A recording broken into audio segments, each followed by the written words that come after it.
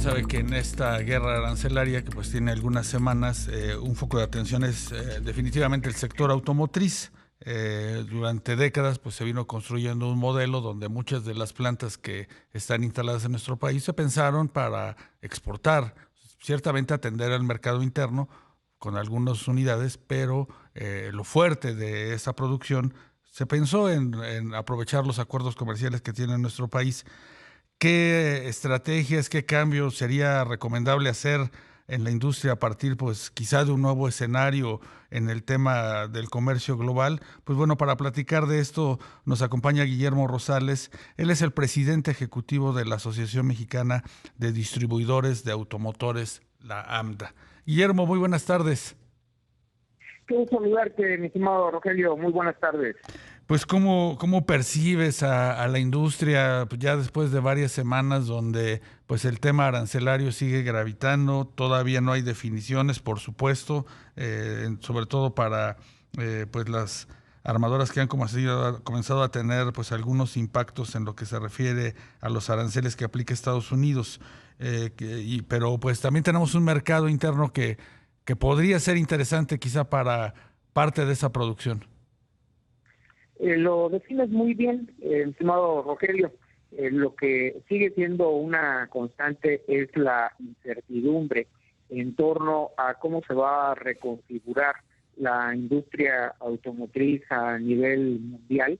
Sí. Nosotros estamos en medio de una afectación directa que son las decisiones de restricciones comerciales, la imposición de aranceles por parte del presidente Trump a los vehículos que Estados Unidos importa de todo el mundo, y en ese contexto aún con la tasa arancelaria que ha dispuesto para Canadá y México menor a la del resto del mundo, sí, en función de que el 25% de arancel solo aplicará sobre el valor del vehículo no originario de Estados Unidos, lo que estará representando para México, dado el nivel de exposición, no es un tema menor. Por el contrario, hay que recordar que el año pasado casi se produjeron en México 4 millones de unidades, sí. el 87%, casi el 90%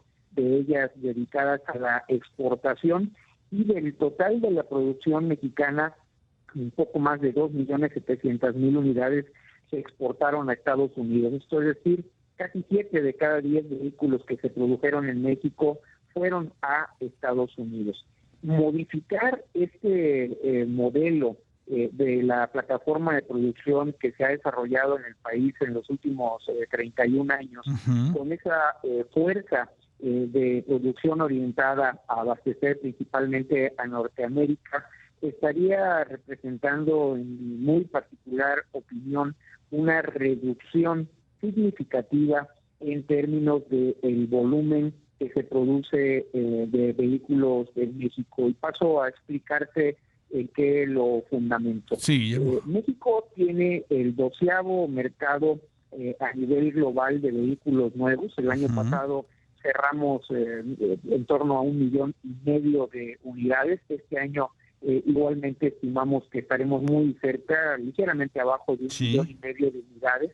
Y nuestro mercado, si se tomaran medidas de política pública adecuadas, como por ejemplo cerrar la frontera a la internación de la chatarra, del contrabando automotriz, los vehículos chocolate, ¿no?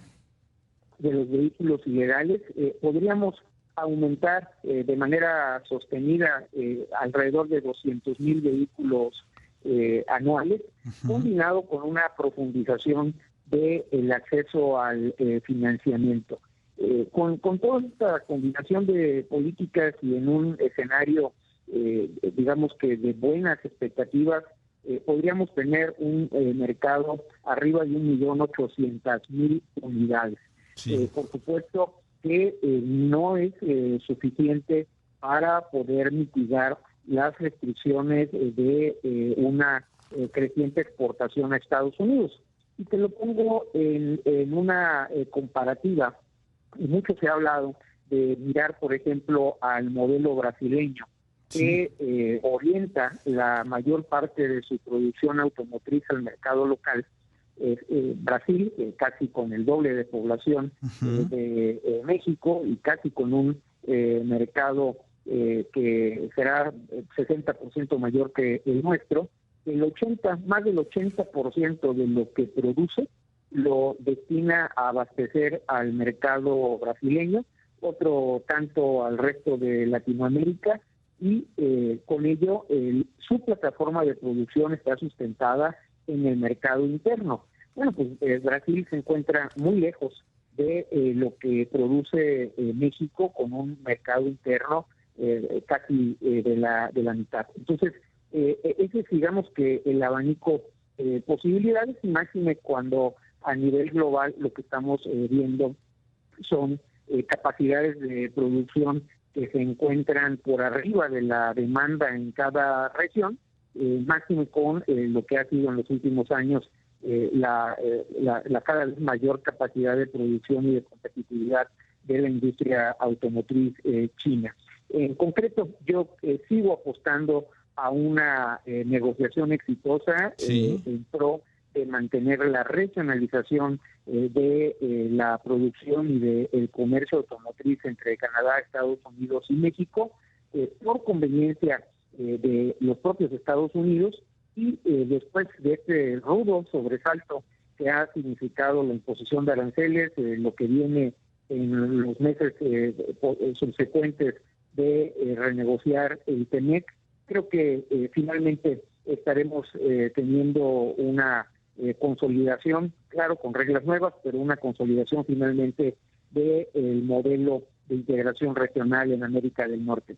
Sí, definitivamente, por lo menos esa es la apuesta de los mercados, que comienzan a ver un replanteamiento en las políticas comerciales de Trump, que, como tú dices, Guillermo, han sido muy agresivas, pero a partir pues de las ventajas competitivas que sigue teniendo o producir en México para vender en Estados Unidos, pues habría todavía un espacio de oportunidad para nuestro sector automotriz, sin olvidar, por supuesto, de que pues somos un mercado abierto, ¿no? Y ya tenemos un porcentaje importante de vehículos chinos en nuestro mercado, sin tener un acuerdo comercial con China, ¿no?